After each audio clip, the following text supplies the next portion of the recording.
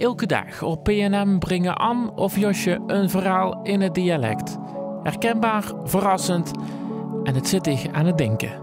Vandaag het verhaal met de titel Broodworst.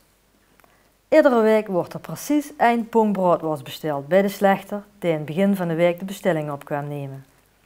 Dan kreeg je een tas koffie uit de kan die de ganse dag al op de stoof stond. De slechter rokte zijn sigaar en ging weer.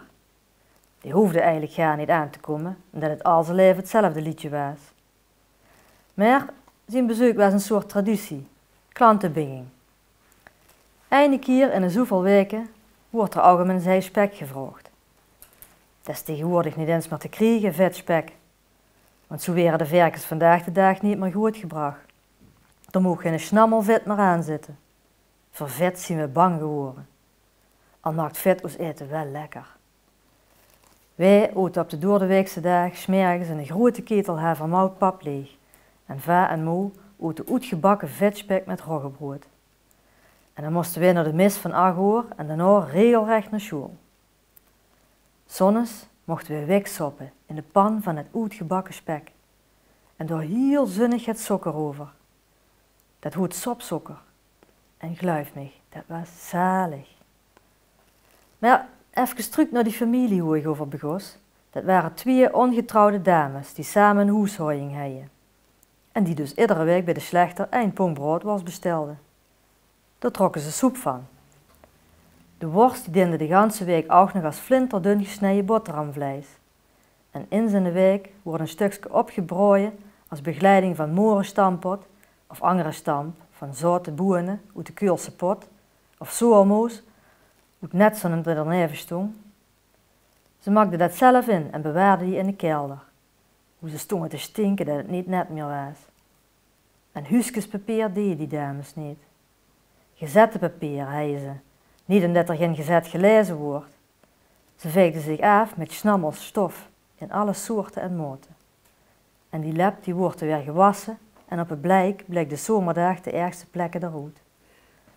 Af en toe moest ik naar dat huis om te helpen poetsen. Dan kreeg ik in de eimer ijskoud water om de keuken en de achterbouw te dweilen.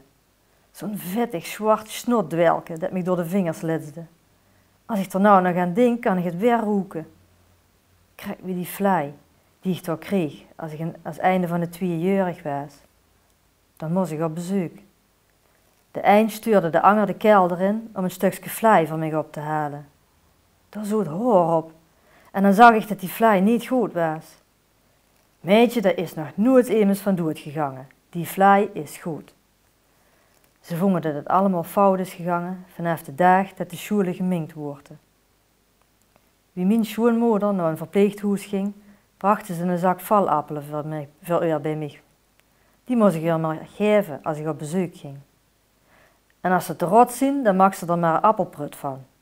Kijk wie dat grij wat op die vlaai zoet. De een is vroeg gestorven.